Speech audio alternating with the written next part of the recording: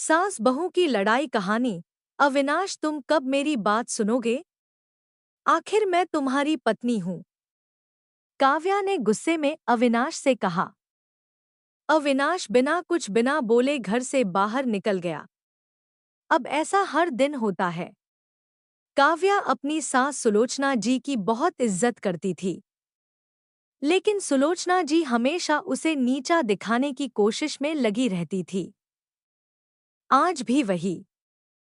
काव्या ने सुबह जल्दी उठकर नाश्ता बनाया। अविनाश को सूजी का हलवा बहुत पसंद था, इसलिए उसने नाश्ते के साथ हलवा भी बनाकर सभी को परोस दिया। उसके ससुर रमेश जी ने सुलोचना जी को टोकते हुए कहा, ये क्या फिजूल खर्ची है, सुबह सुबह देसी घी का हलवा। सुलोचना जी ने काव्या को डांटते हुए पूछा, क्यों बहू, ये देसी घी क्या तेरे मायके से आया है? मांजी, वो इन्हें हलवा बहुत पसंद है, इसलिए थोड़ा सा बनाया है। यह कहकर काव्या अविनाश की तरफ देख रही थी। शायद वो कुछ बोले। तभी सुलोचना जी ने कहा, मैं सब जानती हूं, मेरे बेटे का बहाना करके खुद खाने का मन होगा। अविनाश चुपचाप नाश्ता करते रहे। काव्या की आंखों से आंसू छलक गए। इससे ज्यादा बुरा तब लगा जब अविनाश बिना हलवा खाए ही ऑफिस के लिए चल दिए। काव्या घर का काम समेटने में लग गई। इधर सुलोचना जी बाहर ड्राइंग रूम में बैठकर बड़बड़ाती रहीं। काम करके काव्या अपने कमरे में जाकर रोने लगी। कितने नाजों से पाला था उसे उसके पापा ने। उसे आज भी याद है, एक बार उसने गाजर के हलवा बनाने के लिए कहा था, लेकिन माँ ने सूजी का हलवा बना दिया था। पापा को जब यह पता लगा तो वे तुरंत बाजार गए, वहां से ढेर सारा गाजर का हलवा लाए थे। और उस दिन बिना कहे 2-3 दिन में गाजर का हलवा बनने लगा। आज उसे सूजी के हलवे के लिए कितनी बातें सुनाई जा रही हैं। उसे गुस्सा सास ससुर पर नहीं, अविनाश पर था, जो कि कुछ नहीं बोल पाए। शाम को जब उसने अविनाश से शिकायत की तो वो बस इतना ही बोले, इस घर में केवल माँ की पसंद का खाना बनता है, आगे से मेरी पसंद का कुछ मत बनाना। काव्या ने अविनाश से बात करनी बंद कर दी। आखिर क्या कसूर था काव्या का? यही कि वह अविनाश से बहुत प्यार करती है। इसी तरह कुछ दिन बीत गए। एक दिन काव्या ने सुलोचना जी से कहा, मांजी, मैं अपने घर जाना चाहती हूँ कुछ दिन के लिए। अगर आप कहें तो आज ही चली जाऊं। कई दिन पहले मौका फोन आया था। कह रही थी, पापा की तबीयत ठीक नहीं है। एडवर्टाइजमेंट सुलोचना जी वहां जब भी जाती है 1 सप्ताह से वापस नहीं आती। घर का काम कौन करेगा? तेरे ससुर और मेरा बेटा शाम को थक हार कर घर आएंगे। यहाँ उन्हें खाना भी नसीब नहीं होगा। मुझे तो चक्कर आ रहे हैं। मैं खाना नहीं बना सकती। जाना है तो एक दिन के लिए चली जा। काव्या मन मार कर एक दिन के लिए पीहर पहुंच जाती है। वहां पहुंचकर उसे और भी आश्चर्य होता है। भाभी, मम्मी पापा कहाँ गए? काव्या ने घबराकर पूछा। उन दोनों का घर में मन कहाँ लगता है? तीर्थ पर गए हैं। न जाने कब आएंगे। वैसे तुम कितने दिनों के लिए आई हो? क्योंकि मुझे भी अपने पीहर जाना है। संगीता भाभी का यह व्यवहार देखकर काव्या चौंक गई। क्या ये वही भाभी हैं जो उनसे बहुत स्नेह जताती थी? काव्या सोफे पर बैठी सोच रही थी। अच्छा, वो जो भैया ने मकान के पेपर साइन करा लिए थे, मैंने अपना हिस्सा छोड़ दिया था। शायद उसी साइन के लिए मेरे से प्यार जताया जा रहा था। काव्या उठकर खड़ी हो गई। भाभी, मुझे कुछ काम याद आ गया, मैं फिर आऊंगी, कहकर वह तेजी से घर से बाहर निकल गई। पीछे से गेट बंद होने की आवाज से वह समझ गई कि उसके जाने से भाभी को कोई खास फर्क नहीं पड़ा। एडवर्टाइजमेंट्स भारी कदमों से चलते हुए वह मंदिर पहुंच गई, क्योंकि शाम से पहले यदि ससुराल जाती तो सुलोचना जी उससे कई सवाल करती। मंदिर में जाकर उसने भगवान के दर्शन किए। बस न कुछ मांगा न कुछ बोला। भगवान के चरणों में शीश नवाकर वह बाहर आकर बैठ गई। तभी सामने के पेड़ के नीचे उसे अपने माता पिता बैठे दिखाई दिए। काव्या भागकर उनके पास पहुंची। काव्या को देखकर उसकी मां रोने लगी। बेटी तू यहाँ कैसे? पापा ने पूछा। वो छोड़िए, ये बताइए आप यहाँ कैसे? आप तो तीर्थ यात्रा पर गए थे। काव्या के सब्र का बांध टूट गया, उसकी आंखों से आंसू बह रहे थे। बेटी तेरी भाभी ने तुझसे झूठ बोला है।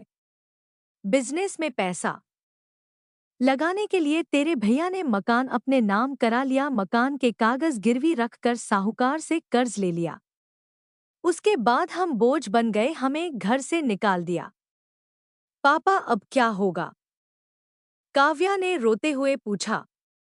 बेटी तू चिंता मत कर, हम कहीं वृद्धा आश्रम में चले जाएंगे। तू अपनी ससुराल जा, वहां किसी को यह बात मत बताना।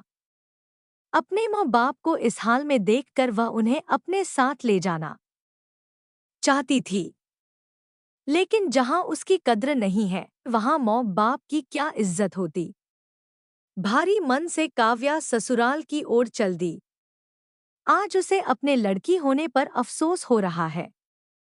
काश वो अपने माता पिता के लिए कुछ कर पाती। घर आकर उसने बहुत मुश्किल से घर का काम निपटाया। उसके बाद अपने कमरे में जाकर गुमसुम बैठ गई। उसकी आंखों से आंसू बह रहे थे। अविनाश अपने ऑफिस के काम में लगे हुए थे।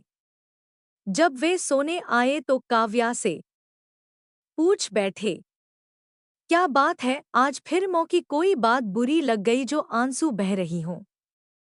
काव्या अपने को रोक नहीं पाई और उसने रो रोकर सारी बात अविनाश को बता दी। क्या माँ पिताजी को यहाँ ले आए? वे इस उम्र में कहाँ जाएंगे? अविनाश ने कोई जवाब नहीं दिया और करवट लेकर सो गए। इस बात से काव्या को बहुत गुस्सा आया। आज से मैं भी इनके माँ बाप की सेवा नहीं करूंगी। देखती हूँ कौन इनकी सेवा करेगा। रोते रोते काव्या सो गई। 2-3 दिन बीत जाने पर उसकी चिंता बढ़ती जा रही थी। एक दिन वह सब्जी लेने के बहाने उसी मंदिर में पहुंची, लेकिन उसके माता पिता वहां नहीं थे। पंडित जी, यहाँ मेरे माता पिता उस पेड़ के नीचे बैठे थे, कई दिन से उनका कुछ पता है। तुम्हारा नाम काव्या है क्या? पंडित जी के मुंह से अपना सुनकर काव्या ने पूछा। जी हाँ, लेकिन आपको कैसे पता? तुम्हारे माता पिता ने यह पता दिया था। और कहाँ था वे? अब यहाँ रहते हैं। काव्या ने पता देखा, वह यहाँ से कुछ दूर का था। काव्या ने मंदिर के बाहर निकलकर ऑटो रिक्शा किया और उस पते पर पहुंच गई। दरवाजा खटखटाया तो एक लड़की निकल कर आई। यहाँ का पता मुझे पंडित जी ने दिया है। काव्या बोली। आप काव्या दीदी हो? अंदर आ जाओ। काव्या को कुछ समझ नहीं आया। वह अंदर गई तो देखा उसके माता पिता सोफे पर बैठे थे। काव्या उन्हें देखकर रोने लगी। बेटी अब क्यों रो रही है? तेरे कारण हमें यह मकान मिल गया। काव्या आश्चर्य से उनका चेहरा देखने लगी। लेकिन माँ, आप यहाँ कैसे? और ये लड़की कौन है? तब उसकी माँ ने कहा, बेटी तुझे याद है तेरी शादी के बाद तेरी सास ने 40 लाख की डिमांड की थी। दामाद जी को बिजनेस खोलना था, इसलिए तेरे पिता ने उनकी डिमांड पूरी कर दी थी, जिससे कि तू सुखी रहे। जब तू हमसे मिलकर गई उसके अगले दिन दामाद जी आए। उन्होंने तेरे पापा के पैसे लौटा दिए क्योंकि उन्होंने कोई बिजनेस शुरू नहीं किया था। तेरे पापा ने मना भी किया लेकिन वे नहीं माने। उसके बाद उन्होंने प्रॉपर्टी डीलर से मिलकर 2 दिन में यह मकान खरीद दिया। साथ 5 लाख रुपए बच गए। इससे उन्होंने ये लड़की नौकरी पर रखवा दी जो हमारी केयर करेगी। लेकिन उन्होंने मुझे तो कुछ नहीं बताया। काव्या की आंखों से आंसू बह रहे थे। वह रोते हुए वहां से अपने घर आ गई। घर आकर वह सोच रही थी। अविनाश ने कभी उसके लिए आवाज नहीं उठाई, लेकिन मेरे माता पिता के लिए इतना करने कर दिया जो कि कोई सगा बेटा भी नहीं कर सकता। रात को उसने अविनाश से पूछा, आपने ऐसा क्यों किया? अगर मांझी को पता लग गया तो क्या होगा? अविनाश का जवाब सुनकर काव्या रोने लगी। अविनाश ने कहा, जैसे तुम्हारे लिए ये माता पिता हैं, वैसे ही मेरे लिए भी तो वो माता पिता है। मैंने पैसे लेते समय ही सोच लिया था कि एक दिन ब्याज के साथ सारे पैसे लौटा दूंगा।